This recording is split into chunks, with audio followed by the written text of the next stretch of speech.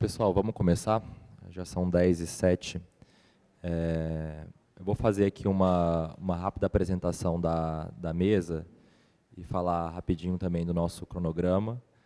Lembrando que a gente está aqui só para uma consulta, né? Então, o nosso objetivo aqui é dar transparência mesmo e dar abertura para que o mercado e a sociedade conheçam um pouco do nosso planejamento para o próximo ano. Meu nome é Tiago, eu sou coordenador da CITEM, né, antiga CIMA, que é a nossa coordenação de tecnologia, informação, evidências e matrícula. Aqui do meu lado está a Débora Garofalo, nossa especialista em tecnologia da rede, junto com a Liliane, que toca o Centro de Inovação da COPED, né, da Coordenação Pedagógica aqui da Secretaria. O Marcão, que trabalha comigo lá na CITEM também, é o diretor de tecnologia, junto com a equipe dele, o Rodrigo, o Rodolfo e a Lígia.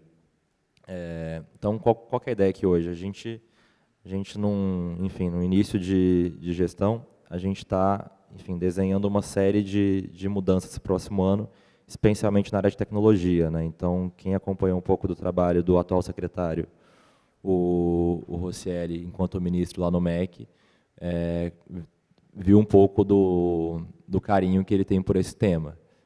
Então, uma série de políticas começaram ou sobre a gestão dele na SEB ou como ministro. Então, a educação conectada é uma política que provavelmente todo mundo conhece aqui.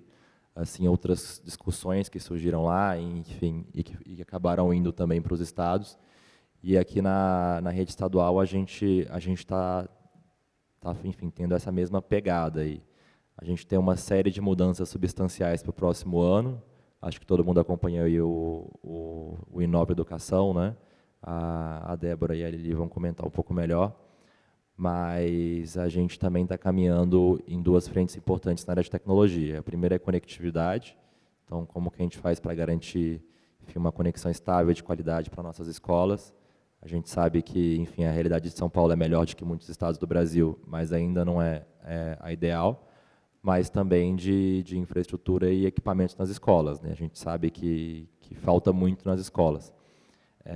Então, nesse escopo, a gente começou a pensar num planejamento, né? O que é a escola ideal, o que é a escola ideal para o seu nível de maturidade tecnológica, né? Que é um ponto muito importante e uma discussão também que toma muita força no âmbito da discussão da educação conectada lá no MEC. Então, entender que nem toda escola está preparada para receber a mesma estrutura e que não vai fazer uso da mesma estrutura, que a gente tem que pensar num aparato ideal para cada tipo de escola. Hoje, a gente já discutiu em audiência pública, né, a aquisição de notebooks, então, um primeiro ponto que a gente está tratando. Pela FDE, a gente discutiu a aquisição de access points também. A gente está andando por lá também numa ata de infraestrutura.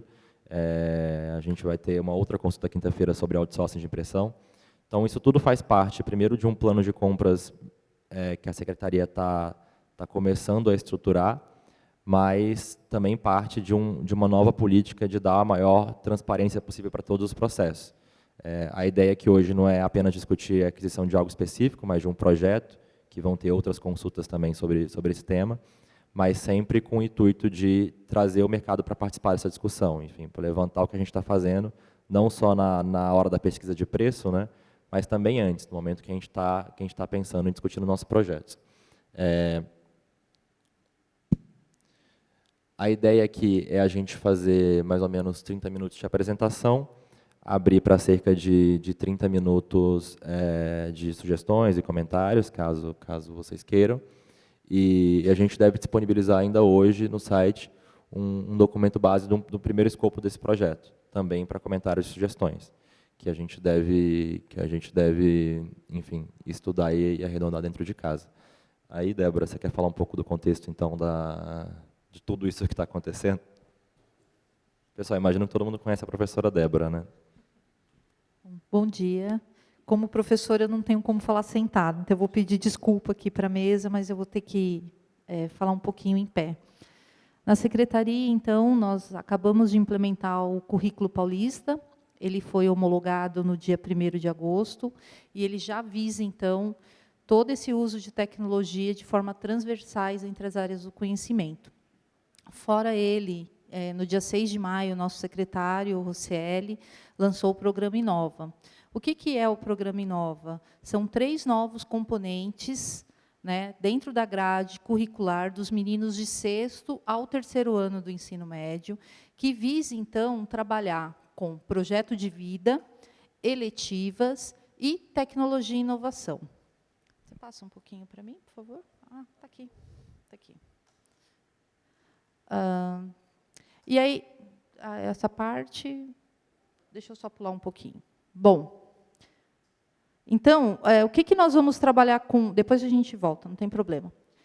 O que a gente pretende, então, com isso? Alavancar, de fato, essa aprendizagem desses meninos com essas 3 disciplinas, 2 que já fazem parte hoje da vida, principalmente das escolas de período integral, que é o projeto de vida, e as eletivas. Dentro das eletivas, o menino pode escolher o que ele quer trabalhar. Então, vamos supor que ele queira trabalhar com uma eletiva de programação, de pensamento computacional. Ele vai ter total liberdade dentro da sua escola, junto com o seu professor, de estruturar isso como um tempo de aula para ser trabalhado. Ou, se o objetivo dele é trabalhar algo voltado para o socioemocional, nós tivemos aqui, há pouco tempo, divulgado uma eletiva de felicidade. Então, é dar essa liberdade para esse menino, para que ele realmente possa trabalhar com essas concepções.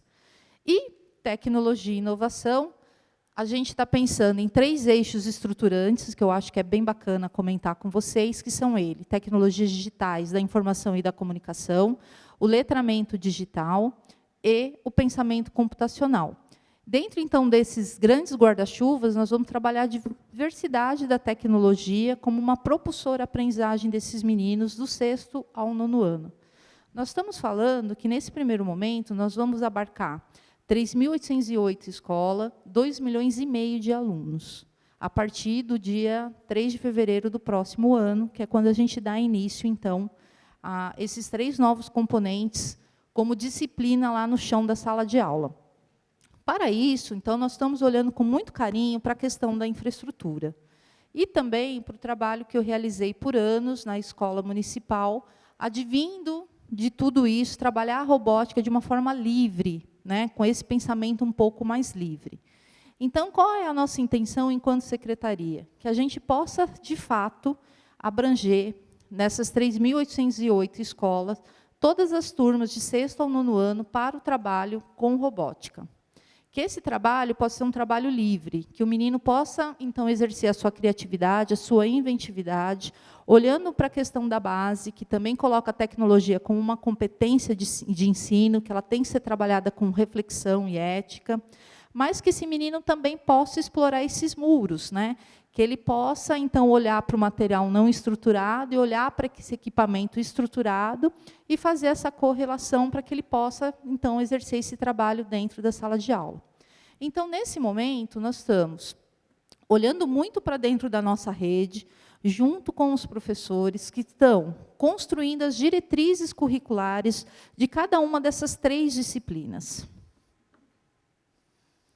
E, mais especificamente, para a tecnologia, nós também estamos chamando, porque a tecnologia, apesar dela não ser hoje um tempo de aula, os nossos professores já utilizam dessa tecnologia. Então, nós ouvimos esses professores, nós estamos trazendo esses professores para estruturar essa disciplina. O que vai precisar ter, o que cada menino vai precisar aprender em cada ano e série, embasado nos 3 eixos. O que nós estamos colocando aqui para vocês é algo que está disponível dentro do site da EFAP, né, que é a escola nossa de formação, e que está lá sobre o Programa Inova.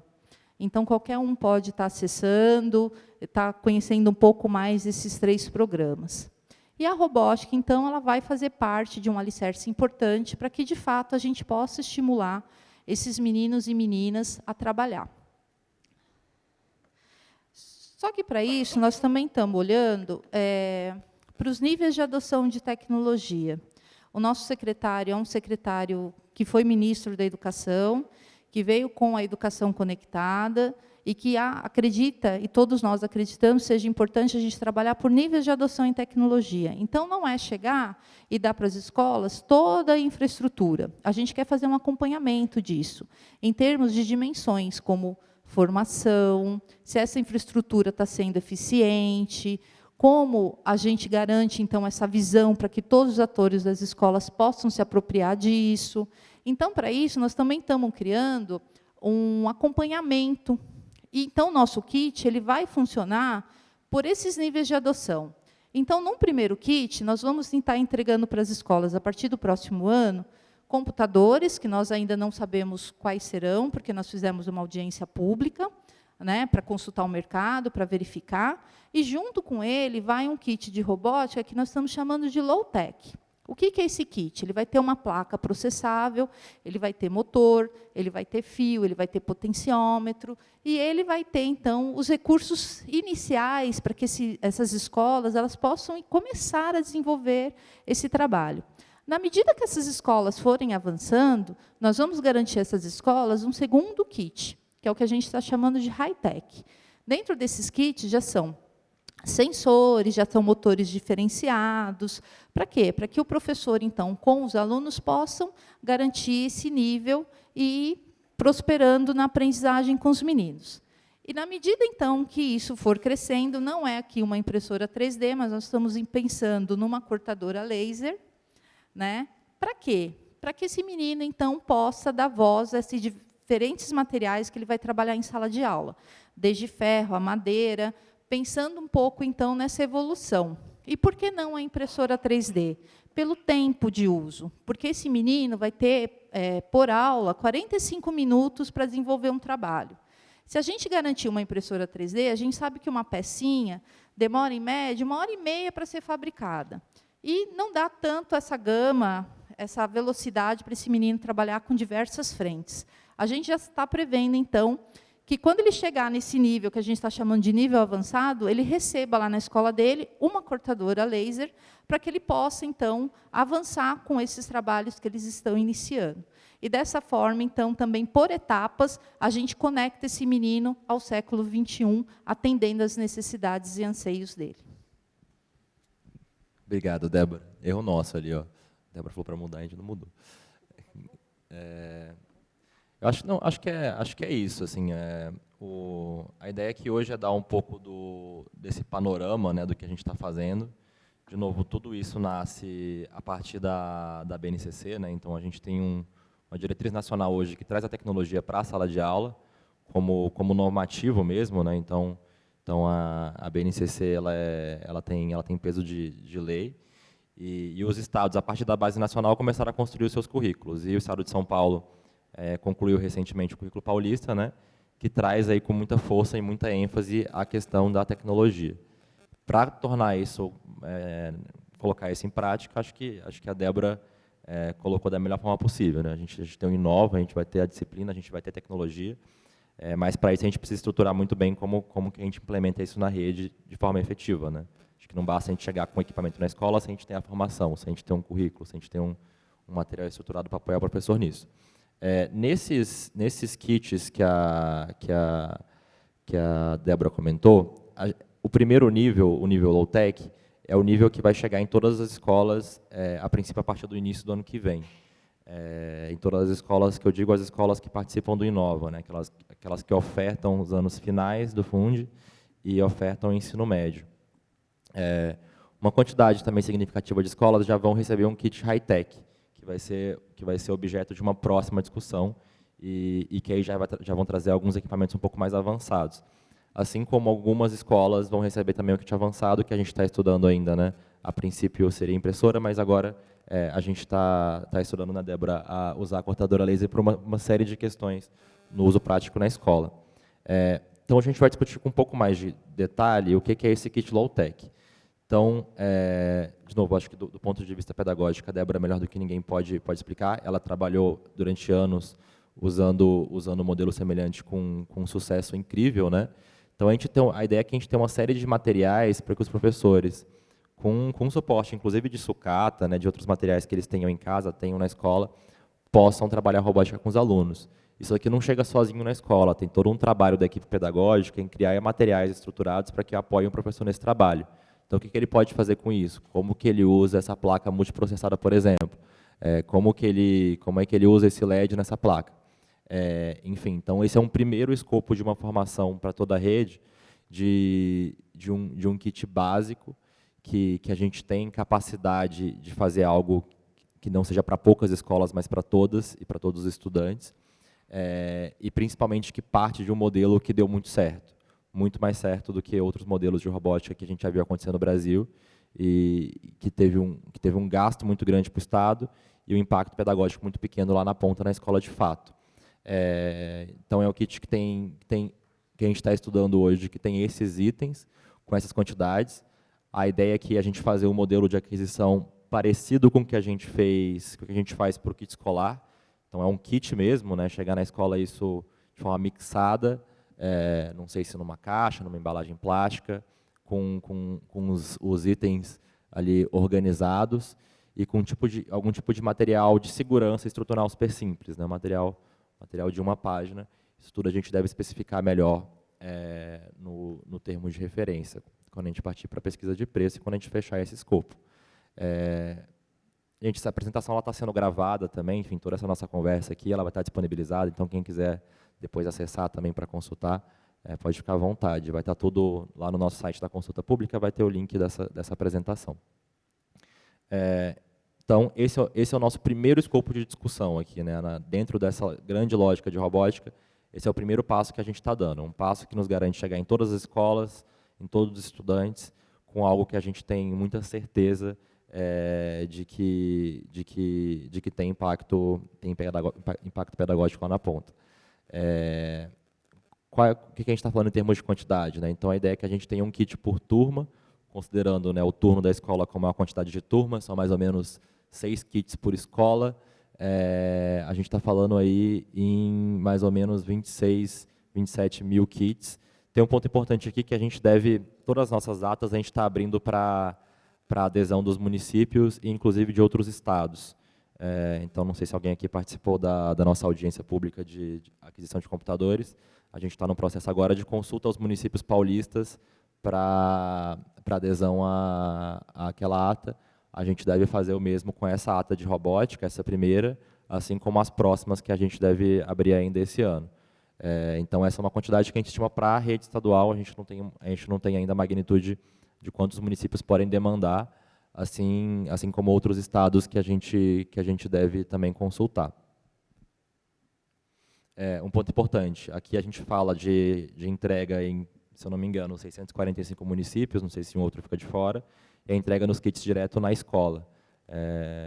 Então, de novo, um modelo semelhante ao que a gente tem no nosso kit escolar aqui, né? A entrega é na escola, dos kits já organizados, e é isso. Prazo de entrega. Essa é uma questão que, enfim, a gente está contando com prazo de entrega de 45 dias. De novo, o objetivo daqui é apresentar para vocês mesmo o nosso escopo e escutar de vocês, caso tenha algum ponto importante para ser colocado. Então, o que a gente está colocando inicialmente é um prazo de 45 dias. Não sei se o mercado tem alguma questão em relação a isso. Garantia. O que a gente discute hoje é colocar uma garantia de 90 dias para os itens consumíveis, então todos aqueles itens que estão lá, e uma garantia de 1 ano para a placa microprocessada. De novo, acho que é uma outra questão que a gente está aqui para escutar vocês.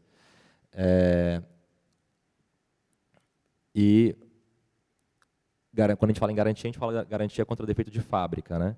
A gente não está falando aqui de furto, de defeito, enfim, relacionado a mau uso. A gente está falando de equipamentos que vêm com defeito de fábrica.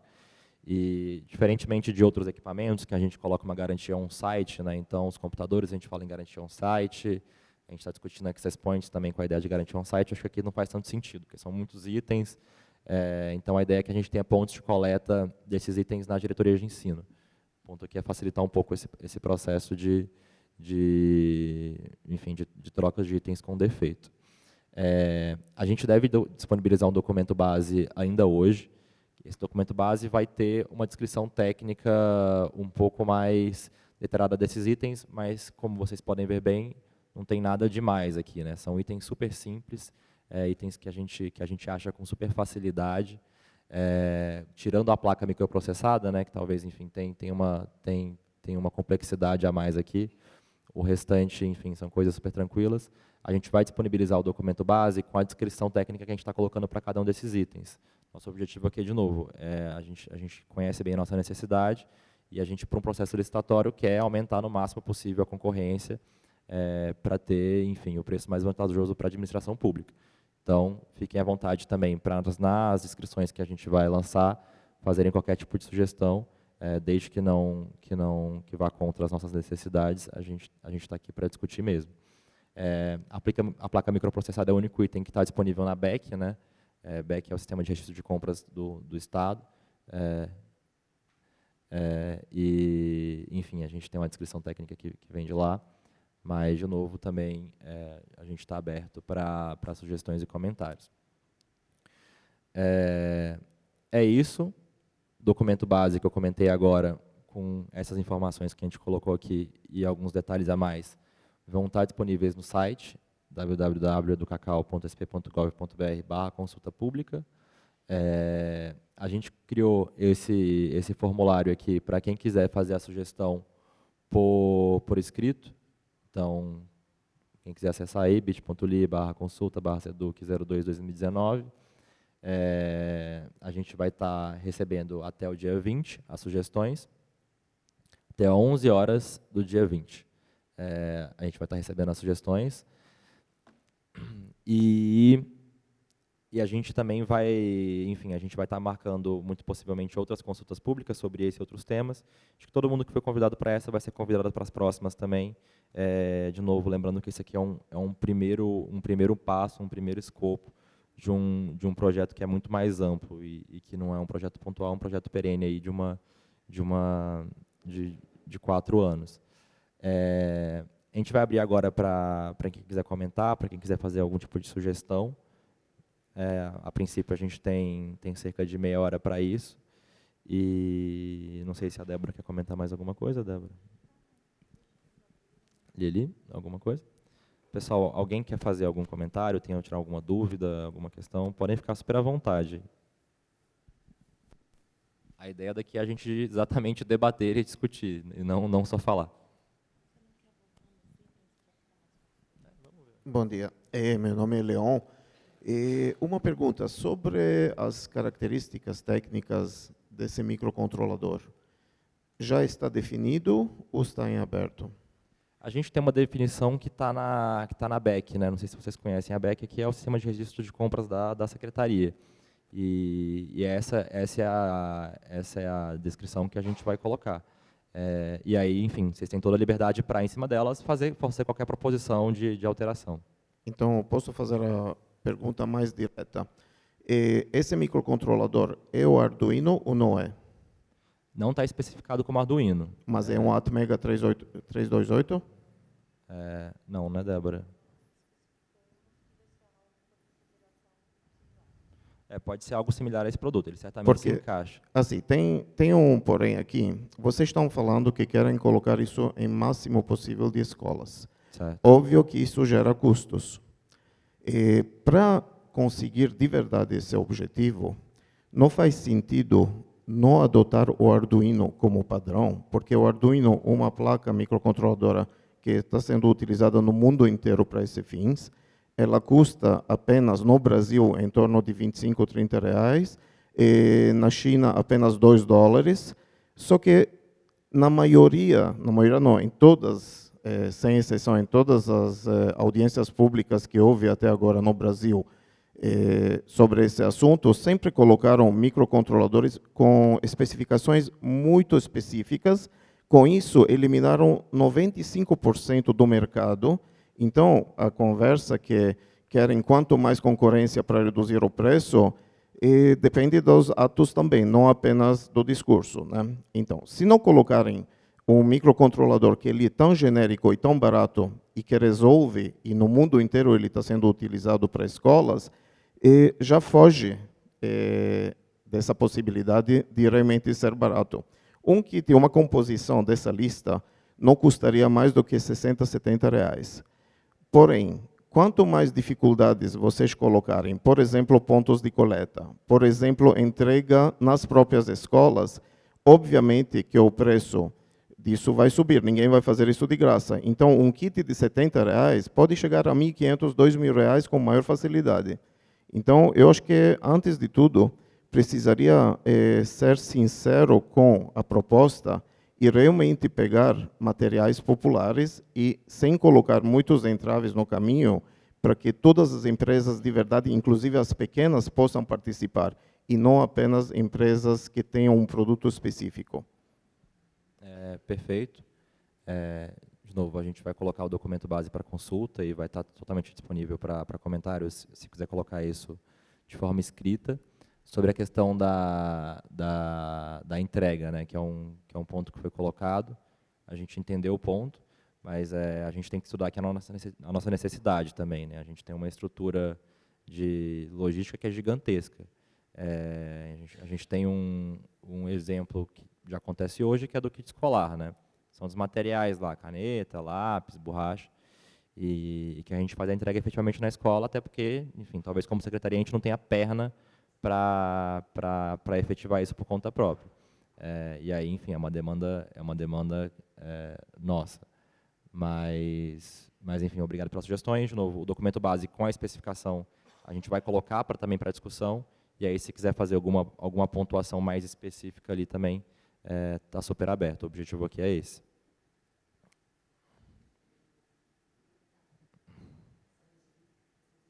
Eu acho que está desligado. Está verde. Deu agora? Deu, né? Estava só baixo. Gostaria de fazer algumas perguntas. Com relação ao prazo de entrega, eu acho que seria interessante ser um prazo de entrega um pouco maior. Como o colega comentou, que pode trazer muito material da China, isso tem um prazo grande para chegar até o Brasil, e se tiver que fazer via aérea, acaba ficando um valor muito mais alto. Então, acho que seria interessante estender um pouquinho o prazo de entrega. Do ponto de vista pedagógico, eu gostaria de perguntar, está prevista alguma formação para os professores, ou a própria IFAP faria isso, ou no projeto está previsto que as empresas poderiam também participar na formação dos professores? Se está previsto algum material pedagógico, algum roteiro de atividades, algum conteúdo para ser desenvolvido utilizando o material. Tá?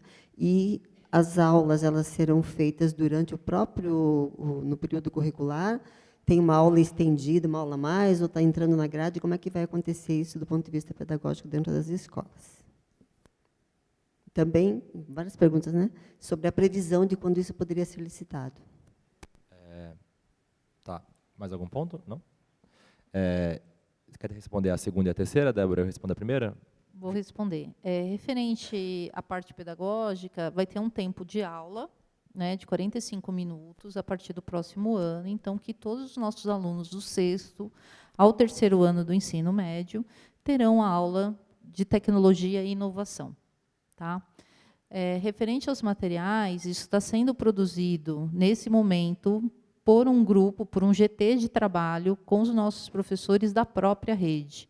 Tendo esse viés, então, que a gente falou dos 3 eixos estruturantes, e para que eles possam, então, olhar para dentro da rede, que são professores que já conhecem, que já realizaram trabalho, e, de acordo com isso que nós estamos idealizando como secretaria, eles vão preparar, então, os documentos, as orientações didáticas, tanto para o professor como para o aluno. Isso está previsto também, um caderno por ano e série, para que seja trabalhado dessa forma. Não é um material que ele vai ser engessado. Por quê? Porque nós queremos também que o nosso professor tenha total liberdade de extrapolar aquilo que nós vamos estar idealizando inicialmente para eles. Então, os cadernos, eles vão ser mais um norte de como começar, pensando que são professores que nunca tiveram uma aula de tecnologia e inovação. Pensando que também nós não podemos casar com o currículo paulista, que já está prevendo lá o uso de tecnologia de diversas maneiras. Então, nós estamos tendo esse olhar para o currículo paulista, para o que pede a base, para, em cima, então, de criar competências e habilidades com esse material. Pensando também em relações socioemocionais, que também vão estar previstas dentro desse documento que nós estamos criando. Então, nós estamos amarrando diversas possibilidades para trabalhar com esse uso. O que nós queremos, eu acho que precisa deixar bem claro, é que, assim, quando a gente coloca um kit aberto e a gente não estabelece peças para que sejam trabalhados, é para que realmente possa dar autonomia para esse professor, para esse aluno, para que ele comece, que ele possa olhar para material não estruturado, ou até para materiais biológicos, e complemente isso com esses componentes eletrônicos que nós vamos estar oferecendo, que vai ter um norte básico, realizado pelos nossos professores, mas que não vai ser engessado, que o professor vai ter autonomia de olhar para aquilo e decidir qual o trabalho que vai ser realizado com os alunos. Pode completar. Você falou também da formação via EFAP, os professores já estão passando por formação agora. A formação acaba agora, a primeira fase da formação acaba agora dia 30 de agosto, e nós estamos também elaborando a fase de aprofundamento, que começa em outubro, e ao longo do ano que vem eles passarão por outras formações, tanto via EFAP quanto na própria diretoria, feita pelos PCNPs.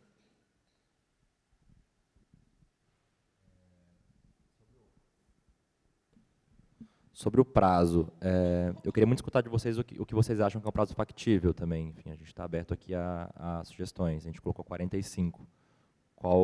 E aí, enfim, considerando essa questão de importação, qual que seria um prazo que vocês sugerem? 90 dias. Eu ouvi 90, 120, 90.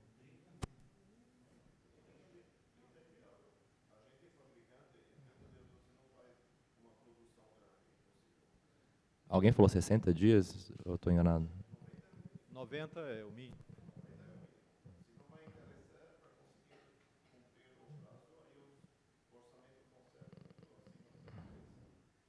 Entendi.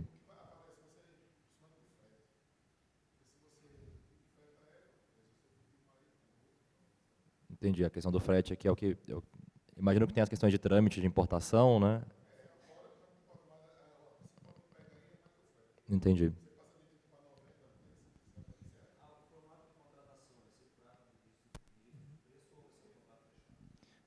Desculpa, tem como passar o microfone e só falar o nome também para...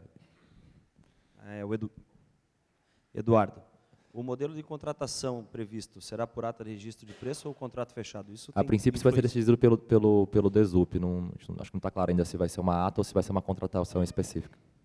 Que com um pedido fechado em um contrato, acho que os prazos podem ser diminuídos. Entendi.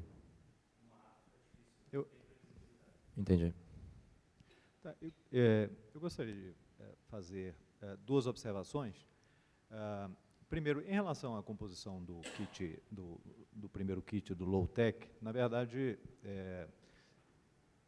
o que se vê, vocês estão adquirindo alguns componentes, digamos, que existem no mercado eletrônicos, quer dizer, na verdade, não precisam necessariamente de empresas que trabalham com a educação, no geral. Nós, por exemplo, trabalhamos com a educação, mas, na verdade, são aquisição de materiais eletrônicos.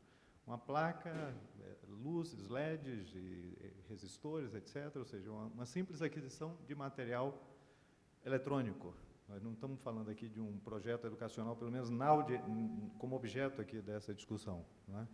Aí me ficou a curiosidade de saber qual é, de fato, o objetivo do ponto de vista pedagógico. Não sei se isso é objeto da audiência, mas em relação a... Eu sei que a professora já mencionou alguns desses objetivos, mas, de fato, para mim não ficou muito claro, no momento em que, também no mundo inteiro, se fala de Arduino, mas existem outras placas também que têm sido criadas pelo mundo afora, Microbit, Calliope e várias outras pelo mundo afora, porque, inclusive, se reconhece uma certa dificuldade de se transmitir conceitos de forma abrangente para estudantes de redes públicas, usando placa Arduino com programação em código, que há uma certa dificuldade para se fazer isso. E, no mundo todo, se discute também bastante o ensino de conteúdo STEM. Eu não sei se isso tem sido objeto de discussão de vocês, porque isso envolve, talvez no segundo kit, não só alguns componentes eletrônicos, mas componentes que permitam trabalhar conceitos STEM que vão muito além da eletrônica, né, que tem a ver com estruturas, com força, energia. Nós estamos todos os dias falando de mudanças climáticas, então temos que falar de energias renováveis, uma série de outras coisas, e até agora não vi nada relacionado a isso. Na apresentação, pode ser que na documentação mais detalhada exista. Mas então a pergunta nós estamos falando aqui, primeiro, de uma simples aquisição de materiais eletrônicos, que vai estar no mercado de uma forma geral para empresas fornecedoras de materiais eletrônicos. Ponto 1. Ponto 2, se vocês estão considerando, nesse projeto de tecnologia, de fato, trabalhar conteúdo STEM, que é a tendência que se fala no mundo todo hoje, já que essa coisa da eletrônica, pura e simplesmente, é uma coisa já, eu diria, quase do século passado, simplesmente trabalhar placas eletrônicas com programação em código. Posso só responder um pouquinho o começo da questão? Acho que, assim, o primeiro ponto, acho que a gente nunca viu, pelo menos eu, com a experiência que eu tenho da rede privada e no Ministério, acho que a gente nunca viu uma discussão tão robusta de um projeto educacional para fins de uso de tecnologia, né? O que eu estou acostumado a ver é uma discussão sempre de aquisições específicas para o grupo de escolas específicas e pilotos que não atingem uma rede como um todo. Então, esse projeto que a gente está discutindo aqui hoje, de novo, esse primeiro escopo, é um projeto estruturado que tem o objetivo de atender uma rede como um todo, entendendo principalmente o nível de maturidade dessas escolas. Aí, Débora, eu já estou atropelando um pouco, mas aqui vou falar um pouco da minha visão. Eu não sou a pessoa especialista aqui no pedagógico, mas a gente vê que não adianta nada chegar numa escola com às vezes, um kit que, enfim, uma impressora 3D, uma controladora laser, ou mesmo um kit mais com viés pedagógico mais bem definido, se a escola não tem nenhum tipo de formação, nenhum tipo de experiência no uso dessa tecnologia. Você comentou que o uso de robótica para eletrônica é uma coisa do século passado, né? Acho que a nossa rede pública de São Paulo, e eu acho que nenhuma outra rede pública do Brasil, em larga escala, né, falando 100% da rede, tem uma vivência com o uso de robótica. De novo, o nosso objetivo aqui não é parar nesse primeiro nível. Esse primeiro nível é um primeiro nível. E eu acho que não é um primeiro nível que não nasce obsoleto, muito pelo contrário, eu acho que ele nasce olhando muito para frente, né?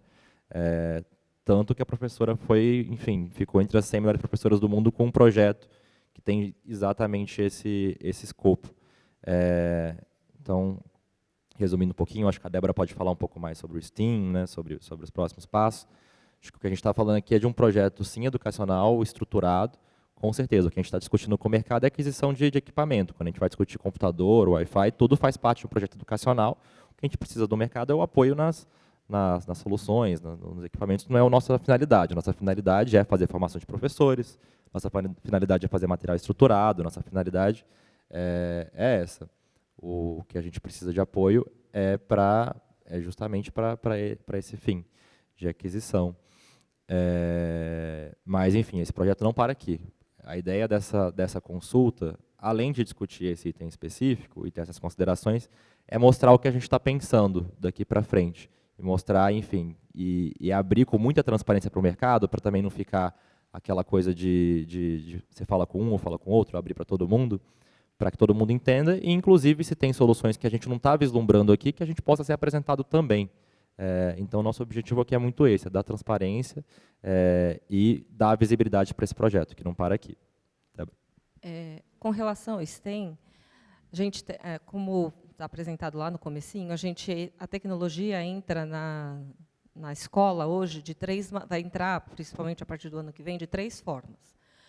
A primeira delas é dentro do currículo. O currículo paulista foi estruturado já pensando em tecnologia, disciplina por disciplina. Isso já atende principalmente ao uso na área de ciências, matemática, o STEM. E é uma atividade que a gente já vem desenvolvendo ao longo dos anos, tem alunos premiados, e aí projetos específicos, pontuais, e aí agora, com isso, a gente consegue ampliar esse uso e não ter só projetos pontuais. E entra depois no componente tecnologia, que é o que vai começar o ano que vem.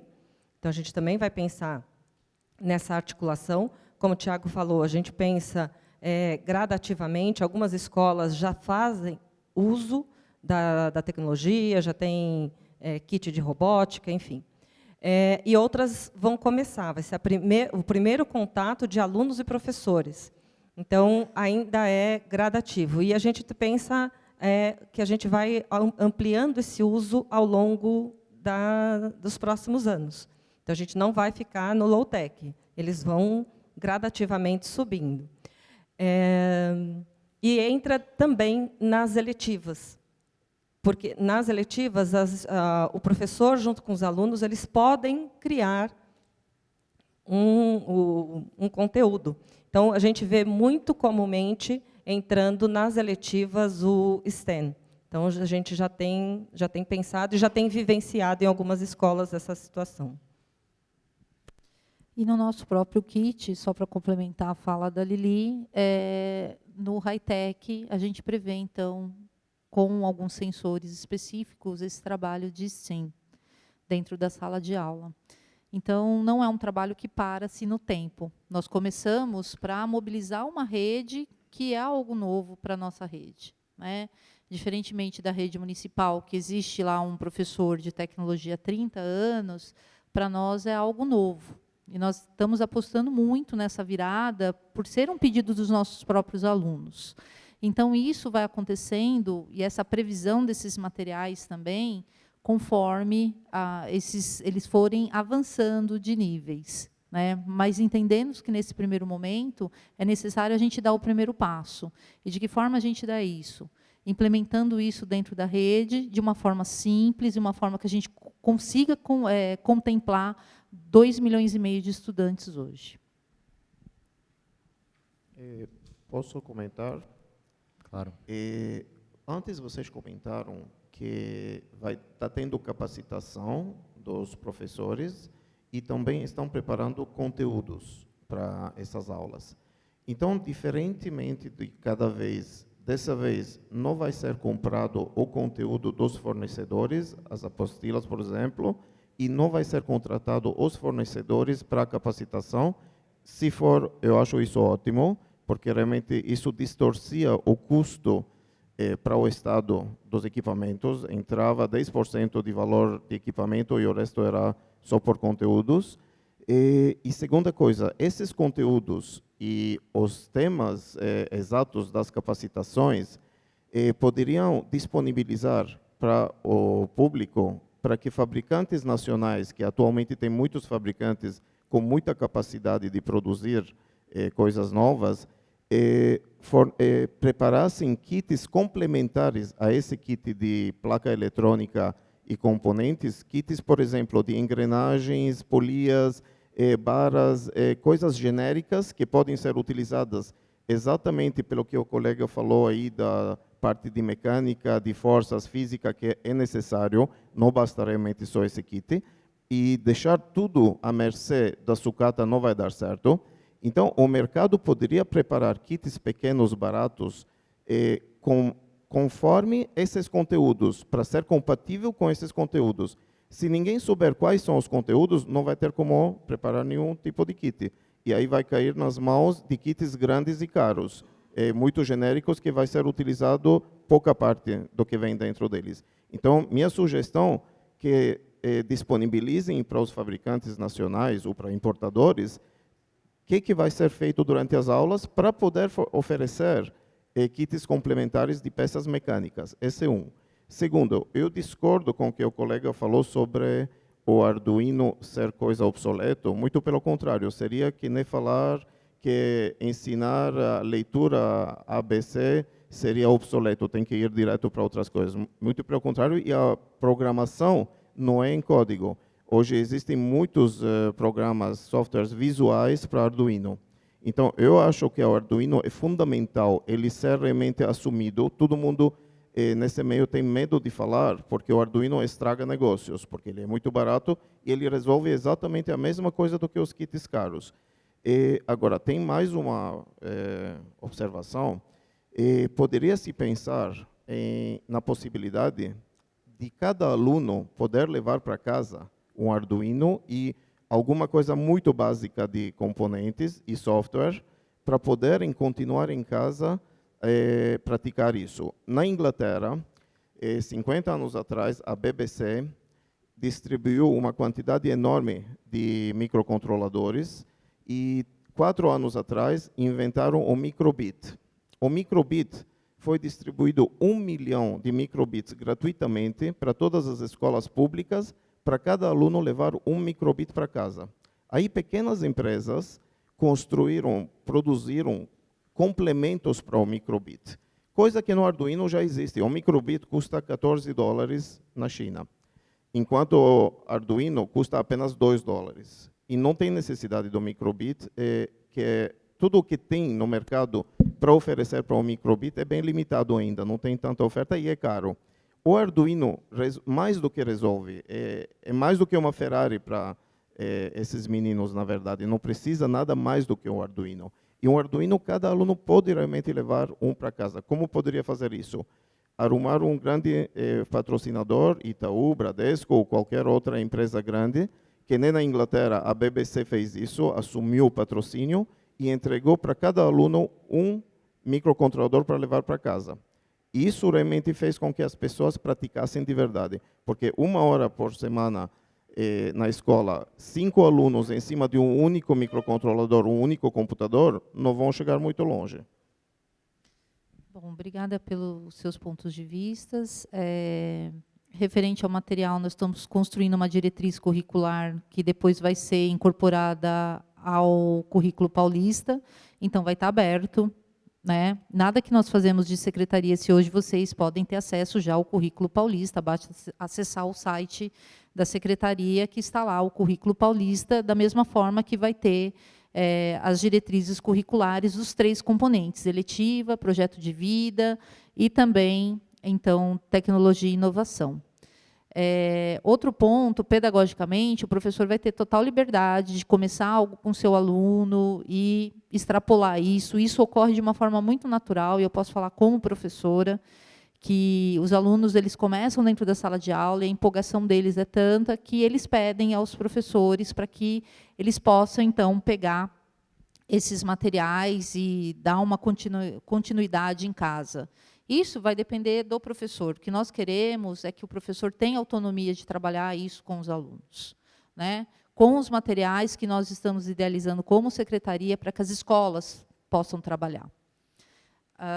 Referente a ser um ou outro, a gente está olhando também para os softwares que nós temos hoje no mercado disponíveis. E por isso que nós estamos fazendo questão que eles sejam livres, para que eles possam conversar com qualquer outro tipo de software e a gente possa utilizar e não reinventar uma roda, né? Então, hoje nós já temos o Scratch, que funciona muito bem, o Ardublock, que funciona muito bem, independente qual for o tipo que nós formos estar adquirindo, que vai depender, eu acho que, muito dessa consulta pública hoje. Eu queria só fazer uma... Deixa eu ir na frente. Já como falar o nome, por favor? José Escodiero, eu sou representante da Fundação Microbit aqui no Brasil. Então, já que nós somos citados aqui, eu vou aproveitar para falar. Eu acho que, sem dúvida, as opções têm que ser abertas, né? Você tem várias opções. O produto Microbit foi desenvolvido para crianças, diferente. Também sou engenheiro eletrônico, formado em semicondutores e tenho uma base já muito extensa, não por causa da idade, mas é porque eu comecei cedo, então. Mas o ponto principal é ter a opção de escolha. A Microbit foi feita para crianças e tem um conjunto de ferramentas que consegue atender muito bem o dos 8 aos 12 anos. Você pode fazer isso com outras placas? Pode, deve estar aberta até para se colocar. O produto, foram 27 empresas que doaram componentes, dinheiro, absolutamente tudo, num trabalho organizado pela BBC durante um ano, e até hoje ela doou 1.300.000 microbits pelo mundo. O produto já está em mais de 50 países, hoje tem uma gama gigante de acessórios, absolutamente todo mundo está fazendo acessório para microbit, e tem mais de 5 milhões de placas espalhadas pelo mundo. A fundação é uma fundação sem fins lucrativos, ela não tem objetivo de vender mais placas, mas sim de dar acesso a crianças às linguagens de programação e ao mundo da robótica, a inteligência artificial, que a gente considera como quase que como uma gramática, uma matemática. Quem não souber isso não vai ter um país que consiga progredir. Então, a professora Débora teve a oportunidade de utilizar a microbit no trabalho dela, mas acho que é importante ter essa possibilidade de escolha, qualquer tipo de placa, qualquer tipo de ferramenta, ferramentas abertas. Acho que no caminho correto. Eu cheguei um pouco depois, não vi a apresentação, mas é isso que está acontecendo no mundo todo, e a Fundação tem habilitado algumas dessas iniciativas. Tá, ok, obrigado. A apresentação está gravada também, se quiser ver depois, está nesse site aqui, educacau.sp.gov.br, consulta pública, tem a gravação lá dessa audiência. Eita, minha chefe aqui me ligando.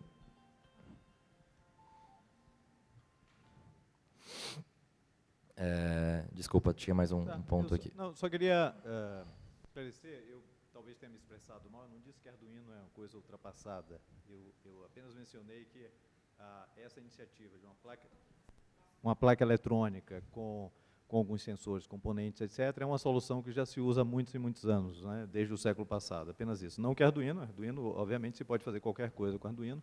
Queria dizer que, assim como foi mencionado agora, nós somos plenamente de acordo de que as soluções têm que ser abertas, livres, para permitir o uso de toda a criatividade dos professores.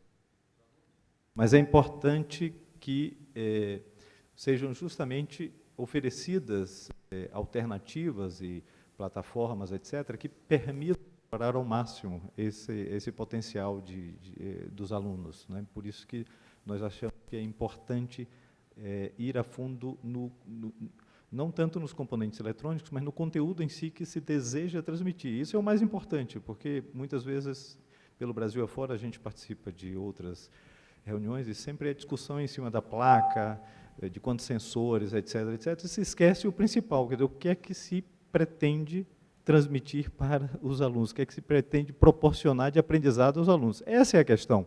Não é qual é o tipo de placa, quantos sensores tem, quantas entradas e saídas. Eu vi recentemente uma especificação de um estado, como vocês que vão fazer licitação, que definia uma quantidade de entradas e saídas lá de uma placa base Arduino, que era um negócio de explicação. Então, termina-se ficando muito nessas questões e discutindo menos o conteúdo que é efetivamente transmitir para que esses alunos estejam preparados para esse admirável mundo novo que se fala diariamente.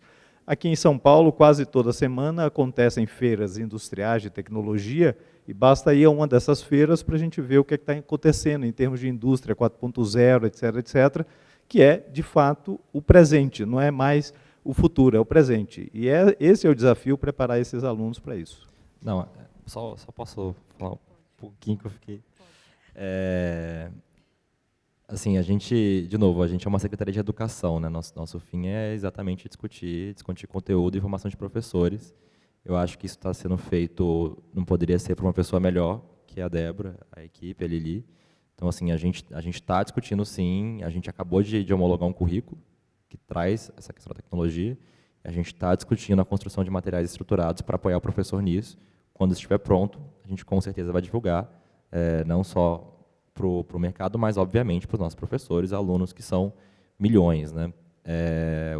De novo, essa não é uma consulta de materiais pedagógicos, essa é uma consulta de itens de robótica. Então, de fato, o que a gente está discutindo aqui é aquisição de equipamento. Agora, a gente está fazendo uma construção aí eu acho que a Débora pode falar muito melhor do que eu, que envolve, primeiro, pessoas extremamente capacitadas, que têm um trabalho que deu resultado, que têm experiência na prática, e envolvendo uma rede dessa magnitude. Aí, Débora, não sei se você quer... Eu acho que a gente não está olhando só o STEAM. Nós estamos olhando outros referenciais teóricos, que eu acho que é fundamental estar presente quando a gente se constrói uma diretriz para ser trabalhada dentro de uma rede como o tamanho de São Paulo. Nós vamos só falar de China, nós vamos falar de aprendizagem criativa, nós vamos falar de ensino híbrido, nós vamos falar de outros referenciais que são essenciais. Quando a gente fala de indústria 4.0, nós estamos olhando muito isso para dentro da sala de aula, porque nós já falamos em educação 4.0. E está aí a Cultura Maker como um grande caminho, né? E eu como uma grande divulgadora dessa educação 4.0, trazendo também para dentro da sala de aula. Então, referente a isso, nós somos muito tranquilos, porque nós estamos contemplando esses diversos referenciais teóricos, e para a construção disso, nós estamos trazendo a universidade para dentro. Então, nós estamos trabalhando em parceria com a Unicamp, com a PUC, com a USP, justamente para que a gente possa abarcar todos esses referenciais. O que nós estamos, inclusive o MIT, nos assessorando também dentro dessa gama, dessa construção dessa diretriz curricular. Mas nós também estamos caminhando para olhar para dentro das salas de aulas e dar essa autonomia que é essencial para esse professor e para esse aluno. Então, trabalhar com o kit aberto é a possibilidade de trabalhar a inventividade, a criatividade, e não ficar preso somente a algo que uma turma vai utilizar e a outra turma tem que vir e desmanchar aquilo. Isso é muito frustrante para o trabalho pedagógico. Então, também, a nossa opção de ter um kit totalmente aberto é para poder dar essa autonomia que a gente quer dentro das salas de aula, esse menino poder trabalhar. E ele vai poder fazer a polia dele, enfim, com a cortadora laser. Nós não estamos não encontrando possibilidades para isso. Nós só estamos exercitando a criatividade, a inventividade, como meio que possa ficar muito claro dentro das nossas salas de aula, olhando que os nossos próprios alunos nos pediram isso. Eu queria retomar umas perguntas aqui sobre os prazos. Vocês comentaram que a ideia é que tivesse, a partir de fevereiro, nas escolas para os alunos utilizarem. Se nós estivermos falando em 90 dias de entrega, do prazo de entrega, essa licitação teria que acontecer agora, em setembro, no máximo outubro. Queria saber se é mais ou menos isso que está se pensando.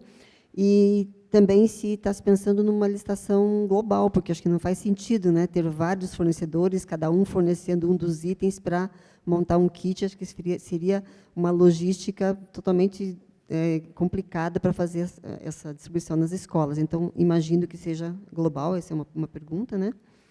E acho que aqui mais para a Débora, vocês não pensaram nas próximas fases em nenhum tipo de kit mais estruturado de peças, como Lego, Fischer Technique e outros kits que existem de robótica? Vocês estão pensando só no aluno construir tudo a partir da sucata? Sobre a primeira questão, assim, a ideia é a gente fazer a licitação ainda até outubro. Então, tendo esse prazo de 90 dias aí para que a gente consiga começar as aulas já com os kits. Então, a nossa previsão é ser bem ágil nessa discussão. De novo, a gente está aqui discutindo, a gente vai abrir um documento básico que a gente já tem produzido, e, a partir disso, a gente arredonda para começar uma pesquisa de preço, se possível, ainda em começo de setembro. Sobre o formato de licitação, né, se vai ser por itens separados, não é um kit inteiro, de fato, não faz sentido a gente ter um fornecedor para cada item. É um fornecedor para o kit completo. Inclusive, aqui, com a discussão que a gente está colocando de ter a mixagem desses itens e a entrega em uma embalagem específica. Acho que uma coisa que está em discussão ainda é se a gente vai ter lotes regionais. Acho que isso que talvez não está claro ainda, mas, de fato, é um fornecedor específico para o kit. Débora. Bom, nesse primeiro momento, nós estamos olhando, garantindo que eles tenham os componentes eletrônicos e as escolas se organizem para trabalhar da melhor maneira possível, com materiais estruturados ou não. Isso vai depender muito do olhar da própria realidade escolar. Hoje, assim, nós já temos uma grande maioria de escolas que já possuem materiais, não somente os componentes, mas materiais estruturados, e que eles vão poder, então, trabalhar. O que a gente quer é não engessar o que eles já têm hoje dentro das escolas, para poder olhar, então, já tenho e tenho material aberto que eu possa somar ao que eu já possuo hoje. Então, essa é um pouco da nossa intenção.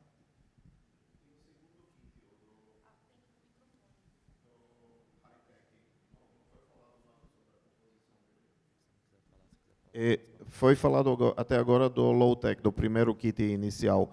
E o segundo kit, o high-tech, qual é mais ou menos a característica dele?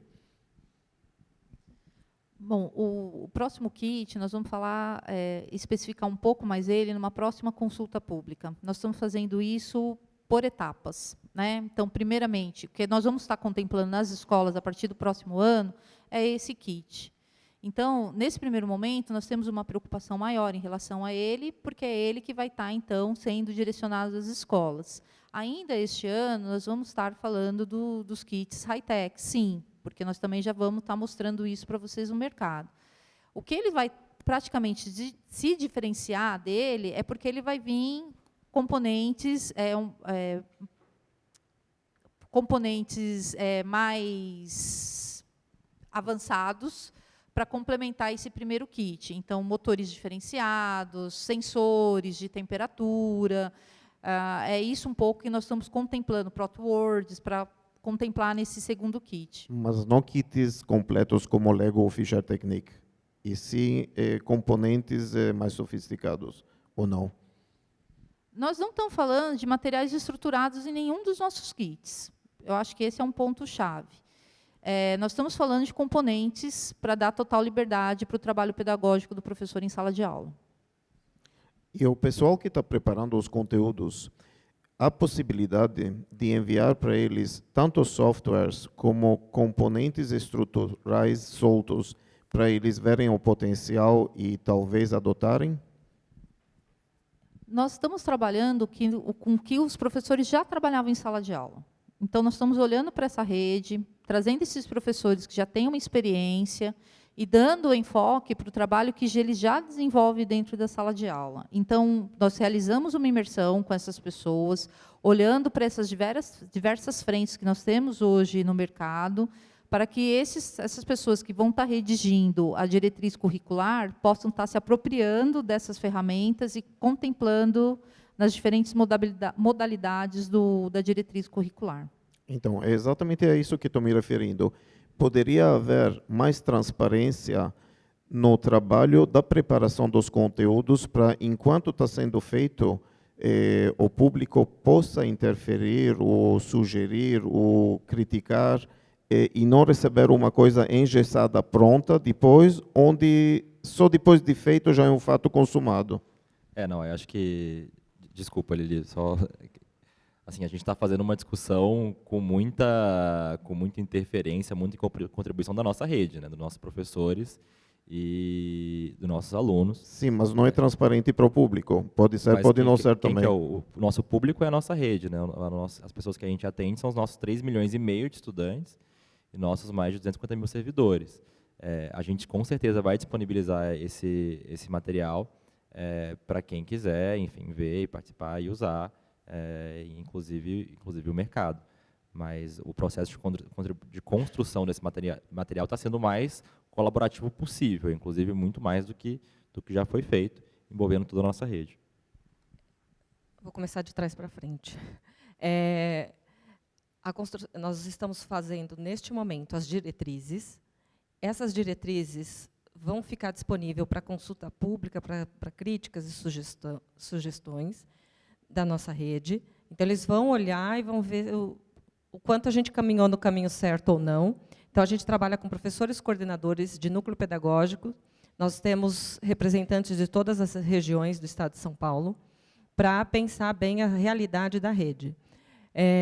Então, no final do ano, a gente tem esse material pronto, assim como o currículo paulista, ele é um documento público, é um documento aberto. Então, todo mundo vai poder consultar e saber como é que vai acontecer as aulas do 6º ao 9º ano, ao ensino médio, pensando nas habilidades que os alunos vão desenvolver ao longo da escolaridade.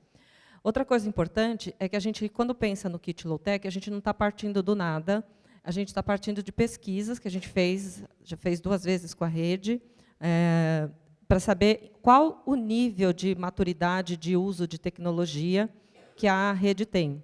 Então, a gente tem, a partir do Guia EduTech, que a gente fez em 2017, repetimos em 2018 para o programa do BNDES, Então, a gente já sabe mais ou menos qual o nível de maturidade da rede. Então, se a gente começar com um kit muito avançado, talvez a gente mais assuste do que ajude a rede. Então, a gente vai começar com um nível mais básico, olhando para esta pesquisa, e aí a gente vai subindo este kit conforme a rede vai se desenvolvendo. Então, a gente tem escolas um pouco mais avançadas, mas a diferença não é muito grande, e escolas que estão no nível muito básico ainda do uso da tecnologia. Então, a gente está pensando no kit, na formação, no material e na visão que a escola tem que ter. Ela vai ter que mudar a visão que a escola tem do uso de tecnologia. A tecnologia vai ser muito mais presente na escola do que ela vem sendo hoje. Então, é um trabalho todo estruturado e amarrado em 4 dimensões para atender de verdade as necessidades da escola. Pessoal, eu vou abrir para mais uma última pergunta. Tem mais uma aqui? Tem mais alguém que quer fazer uma pergunta ou não? Não? Então, acho que essa é... Não, mas essa é a última pergunta, então. Bom dia. Professora Débora, quero dizer assim, que acho que é um grande desafio, né, que vocês têm pela frente. Eu comecei a trabalhar com robótica educacional, isso há 24 anos, quando não existia Maker, não existia Educação 4.0, estava longe, né? E eu trabalhava justamente com sucata, que depois a gente começou a chamar de material alternativo, né? Porque diziam que descredenciava até, mas não vejo nenhum problema. Acredito muito nesse trabalho, né? Essa opção de liberdade, de você desenvolver realmente a criatividade do aluno, é muito interessante. Mas, ao longo da minha carreira profissional aí com a robótica, eu achei assim, umas situações, né, que dificultam esse trabalho. Eu trabalhei sempre com contraturnos, às vezes eu trabalhava com material alternativo no contraturno, com poucos alunos, pela dificuldade de atendimento, né? Na época, a gente ainda não tinha, né, impressoras 3D e tudo mais, mas a gente usava muito cola quente, estilete, e eu ficava bastante preocupada, né? Às vezes exigia todo um preparo antecipado para trabalhar com os alunos, né? Então, o curricular, quando se fala aí em turmas de 30 alunos, realmente é bem desafiador. E outra questão que não existem muitas professoras Débora, né? É um perfil específico, né? Então, eu vejo que vocês vão ter estão nesse processo de capacitar os professores. Eu queria entender, esses professores, eles não são especialistas, até porque não existe, né, um curso, existe cursos aí livres para você, ou algumas pós, mas não específicos, mas vocês fariam esse treinamento, e esses professores seriam dedicados, eu digo assim, são professores que vão atuar exclusivamente com a robótica, né, como se fosse um professor de artes ou um professor de educação física.